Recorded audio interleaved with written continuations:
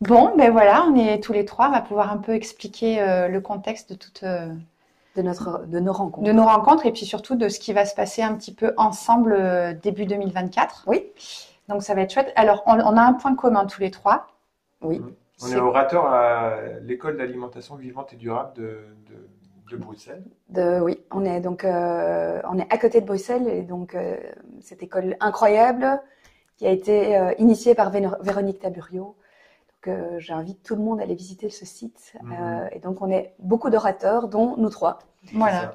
Et donc, en fait, on s'est rencontrés. Alors, toi, tu nous connaissais avant qu'on arrive dans l'équipe de l'EAVD. Oui, oui, complètement. Donc je connais votre site et la boutique en ligne depuis je ne sais pas combien d'années, depuis très longtemps. Donc c'est une boutique sans vous connaître vous personnellement que je recommandais énormément autour de moi, à mes élèves parce que je donne cours à l'EAVD, mais aussi dans une autre école, dans une école de naturopathie. Et donc il y a plein de produits intéressants chez vous. Et donc c'était aussi l'occasion, enfin quand Véronique m'a dit il y a BioVie qui arrive à l'EAVD, j'ai sauté sur l'occasion, littéralement. Tu nous as écrit un grand mail. Je me rappelais plus, mais Tu as casé ta fille cet après-midi Oui, là c'est pour vrai. venir passer du temps avec nous, je me C'est souviens. vrai. Oui, oui, oui, mais c'est en fait pourquoi? Parce que dans les différentes facettes de mon travail, j'ai vraiment un projet que j'espère mener vraiment à bien. Enfin, que j'ai commencé avec vous finalement en 2023, mais en 2024, c'est vraiment de faire une sélection de quelques partenaires qui sont dans la même vibes, on va dire, c'est-à-dire avec de l'alimentation consciente, enfin tout ce qu'on connaît autour de BioVie, et de faire des partenariats où on pourrait, pour vraiment mettre en avant, mais avec des partenaires de qualité.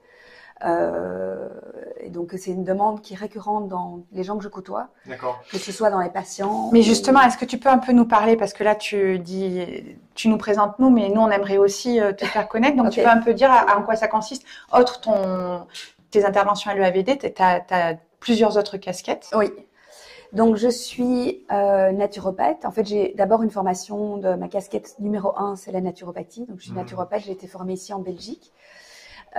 Et ensuite, c'est greffé à la naturopathie. J'ai fait 2 formations supplémentaires, la nutrithérapie avec le docteur Curtet qui est très connu en Belgique, mais en France, mais c'est un médecin français, mais il donne un cursus en Belgique ici sur 2 années. Et une autre formation en endobiogénie avec le docteur Adi Chahine.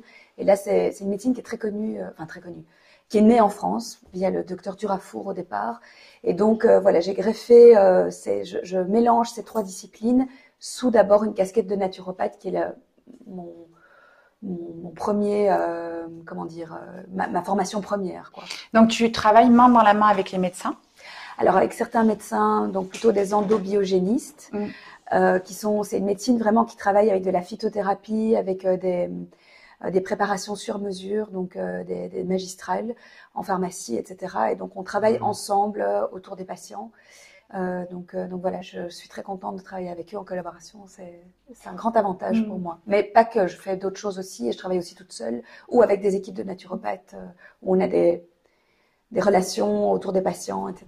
Tu as une vraie pratique de la naturopathie, tu reçois ou tu as reçu Oui. en patientèle Oui, j'ai fait plusieurs consultant, années, ouais. un peu plus de 7 ans en cabinet de consultation de manière assez intensive, entre autres au centre d'endobiogénie ou avec les médecins, où là je faisais de la naturopathie, mais avec des notions d'endobiogénie aussi, pendant plusieurs années. Mais j'ai toujours fait quelque chose en plus. Donc il y a un moment, j'ai fait des ateliers de cuisine, vraiment d'alimentation pratique et théorique avec une collègue qui s'appelle Marina. Et donc là, on a fait tout un cursus qui ressemble un peu à ce que fait le AVD, mais en plus petit, parce qu'on faisait ça à la maison avec des plus petits groupes. Et puis, j'ai fait aussi des organisations de journées qu'on appelait des journées vitalité avec une autre collègue, Caroline Jacques. Ça, on a fait beaucoup depuis 3 ans. Et puis, il y a 1 an ou 2, j'ai vraiment eu envie de faire plus d'éducation à la santé au plus grand nombre. Et donc, l'année dernière, j'ai fait des cours pour les patients. Parce qu'en fait, je me suis rendu compte que les gens viennent en consultation avec très très peu de notions. Ils connaissent pas comment fonctionne leur corps, le besoin de leur organisme. Et puis, tu as quelqu'un qui vient, je sais pas, avec un problème de peau, et toi, tu lui parles de son intestin, de son foie. Et il fait pas le lien. Et il faut faire les liens, donc il faut tout expliquer, ce qui était très chouette. Mais je me suis dit, il y a peut-être moyen de faire quelque chose où en fait tout ça, les gens devraient comprendre l'importance de l'intestin, l'importance du foie, des émonctoires, de ce qu'on mange, de ce qu'il faut pas manger, Comment de prendre respirer, soin. oui, de comment respirer, pourquoi s'oxygéner, pourquoi se reposer, enfin tous les piliers de la santé en fait. Mais en fait, les gens se rendent pas du tout compte. Donc, j'ai vraiment fait des groupes autour de ça l'année dernière en présentiel. Ça m'a beaucoup plu, c'était très chouette. D'accord. Moi, Donc, je crois que c'est ce qui m'a. l'éducation, ouais. Ouais, c'est l'éducation à la santé pour moi. Exactement. Et c'est ce qui m'a beaucoup plu aussi quand on a commencé, quand on s'est rencontrés, parce qu'on a beaucoup parlé de ça, on s'est un peu découverts les uns les autres. Oui. Mais ce que j'ai beaucoup aimé, c'est ce côté, la mise en pratique, tu vois. C'est moi, ce que j'appelle la naturopathie de terrain, Oui. parce que il y a beaucoup de publications d'articles, on revisite la médecine et tout ce qui est autour de la santé. Mais c'est vrai que le côté où toi, c'est de la mise en pratique de ce qui se passe. Enfin, voilà, on a trouvé ça vraiment chouette. Et tu veux présenter un peu BioVie, tu arriveras à le faire. De façon succincte, Ouais.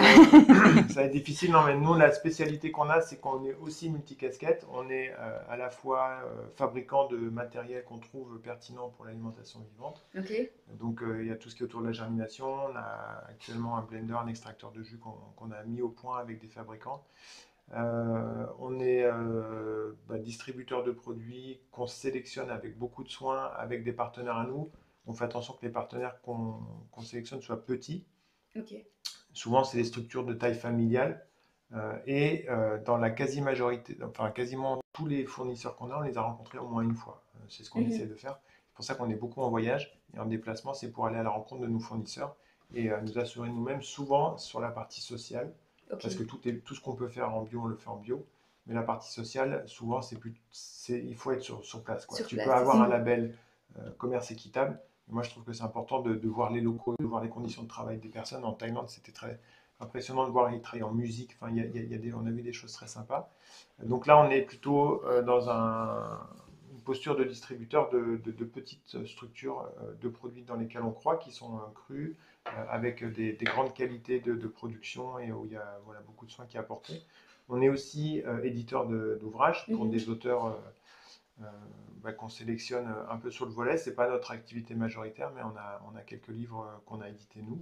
Okay. Et on est aussi auteur de livres chez d'autres éditeurs parce qu'on a envie d'aller plus à la conquête du grand public. D'accord. Donc plutôt que de faire des ouvrages où nous sommes les auteurs et qu'on s'édite, ce qu'on va peut-être faire un jour, je ne sais pas, sur certains titres, on a répondu à des demandes d'éditeurs comme les éditions Marie-Claire, comme Gallimard. les éditions Gallimard aussi. D'accord. Donc il y a cette dimension-là. Et on est aussi sur la formation. Pour moi, c'est un axe qui est important, comme pour toi. On a besoin d'éduquer les personnes sur deux volets. Il y a toute la partie gastronomique, culinaire, art culinaire et tout. Et là, c'est un petit peu ce sur quoi on est en ce moment avec l'école Living Light aux États-Unis qui forme des chefs crus et qu'on est en train de traduire en français. On a fait beaucoup, Aurélie a fait beaucoup de webinaires de cuisine et de cuisine. C'est comme tu les as suivis d'ailleurs, si je me souviens bien. Oui, c'était il y a 3 ans. Ouais, c'est ça, en 2020, avec Sarah Juès. Ouais. Exactement. Et après, on a un certain nombre de personnes, comme toi, on va le faire avec toi, qu'on met en avant parce qu'on trouve qu'ils font un travail de très grande qualité. Et donc, on est en partenariat. On aime bien faire un maillage en fait. Tu vois, un maillage quand on reconnaît les mêmes valeurs et voilà, les mêmes préoccupations, les mêmes intérêts, la même motivation chez des acteurs comme nous. On aime bien créer un réseau et un maillage. Notre envie, c'est exactement la même chose que je voulais créer. C'était vraiment un réseau avec des personnes qui vont dans le même sens parce que plus on va agrandir ce réseau, plus les choses vont s'améliorer, que ce soit au niveau de la santé et donc, l'écologie de la santé, l'écologie de la planète. Les deux sont de toute façon intimement liés. Donc, c'était vraiment important. Et pour rebondir sur ce que tu disais, ce que moi j'aimais beaucoup quand j'ai découvert votre site avant de vous rencontrer en vrai à l'école, c'est que vous partagez beaucoup vos voyages, etc. Et je trouvais ça intéressant, entre autres, pour le tartare d'algues. C'était qu'on voit que vous allez chez le fournisseur. Parce que le problème, c'est que quand on a des interfaces de site internet, c'est difficile de savoir ce qu'il y a derrière. Oui, bien sûr. Et donc là, il y a une vraie transparence et qui est pour moi un gage de qualité parce que pouvoir faire confiance en des produits, en fait, moi je vous fais confiance en vous. Parce que si eux l'ont sélectionné, je pense que ça va être bon parce que moi je ne vais pas aller chez le fournisseur forcément. Donc je crois que c'était très important d'avoir une qualité de cet ordre-là. On reçoit des produits, on reçoit des échantillons toutes les semaines. C'est vrai. Toutes les semaines, on teste des choses en fait. Et on a une espèce, bon alors c'est pas quelque chose qui est très structuré sur un papier, tu sais, mais on a une espèce de grille, je sais pas, de sélection en fait. Donc c'est comment nous aborde la personne, qui est la personne, depuis combien de temps, est-ce qu'elle est passionnée par ce qu'elle fait, est-ce que tu vois, c'est juste du greenwashing, on reçoit vraiment de tout. Mais alors je vais juste, comme à mon habitude, mettre un petit pavé dans la mare. C'est que en fait, ce qu'il faut savoir aujourd'hui et que les gens ne savent pas tout le temps, c'est qu'à partir du moment où un produit a un label bio, c'est que toi, en tant que consommateur, tu peux demander à avoir accès t'appelles ça au cahier des charges. Au cahier des charges, en fait. Enfin, donc, il ne faut pas se contenter aujourd'hui, surtout vu la proposition, vu tout ce qui est greenwashing, qui est une réalité, tout ça, il ne faut pas se contenter d'un label bio où il y a marqué qui vient de tel pays.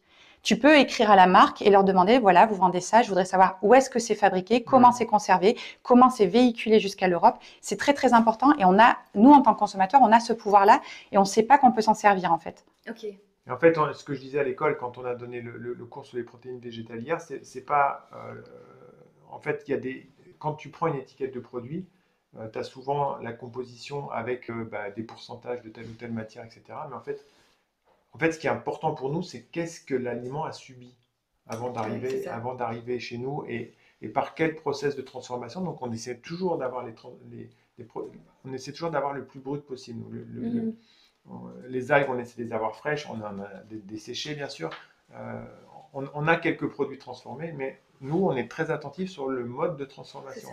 Et quand on peut intervenir sur le mode de transformation, on le fait. Quand on a pu imposer à notre fournisseur de déshydrater les algues à 40 degrés au lieu de 80, ça a été des allers-retours, mais il nous a suivis, hein, franchement, ils nous ont fait confiance. Ça ne s'est pas fait du premier coup parce qu'il avait des gros doutes. Quand on a demandé à l'usine dans laquelle on fabrique notre germoire de fabriquer avec des matières de bioplastique qu'ils n'avaient jamais utilisées, ils avaient peur qu'il allait y avoir de la corrosion dans les biosourcés, de la corrosion dans les machines parce qu'il y avait des essences de bois, etc. Ils nous ont suivis aussi, ils ont fait confiance. Mais souvent, on doit un petit peu s'imposer et un peu pousser les portes. Et pareil pour le souchet, quand on a entre guillemets exigé à ce qu'il ne soit pas chauffé, ils nous ont suivis aussi, alors qu'on est un tout petit client par rapport à. Le souchet, on n'a pas taillé parce qu'ils voulaient le pasteuriser, tout ça. J'ai dit non, enfin, on ne le pasteurise pas. Et donc voilà, on a la chance d'avoir une taille importante maintenant pour pouvoir imposer un peu à nos fournisseurs notre cahier des charges, qui est personnel et qui n'est même pas écrit. C'est que moi, c'est un cahier des charges qui est basé sur le bon sens, mais on essaie d'être attentif à ça. Et aussi, nous, ce qui est important, c'est le relationnel humain, en fait, avec les fournisseurs. C'est-à-dire qu'on a une relation de confiance à partir du moment où on se voit, on s'est rencontrés, on a pu poser des questions qui peut-être embarrassantes, qui les gênent, on a pu voir les coulisses, on a pu rencontrer les salariés qui travaillent pour la structure. Donc, toute la dimension humaine, pour nous, est très importante. Et en fait, ce qui se passe, c'est qu'aujourd'hui, nous, on a fait un peu une petite enquête auprès de nos 500 plus gros clients. En fait, nous, ils savent que quand on a, nous, mis quelque chose sur la boutique, ça a été éprouvé. C'est ça. C'est tout l'avantage d'acheter chez vous. Voilà, on a vraiment été attentifs et franchement, on reçoit beaucoup de produits. Il y en a, cette année, on n'a pas référencé beaucoup de nouveautés parce que c'était un choix, mais voilà, il y en a certaines qu'on garde, mais qui verront le jour en 2024. Voilà, surprise. Mais on a une autre surprise aussi. Ah. Mais si, tu la connais, mais ce sera dans un autre petit entretien. Voilà, donc on va passer à la seconde surprise. Voilà. Ouais. En tout cas, merci de nous avoir reçus aussi, et puis d'avoir pu partager ce temps, parce que c'est aussi important pour nous et puis c'était chouette de rencontrer. Et c'est toi qui fais le cours sur les algues en plus. Oui. Et les super aliments. Et les super aliments. Donc voilà, c'est très chouette. Là, ce week-end-là ? On ne sait pas. Ça dépend s'il fait soleil ou s'il pleut en Belgique. Alors ça, c'est très aléatoire. Voilà. Hein.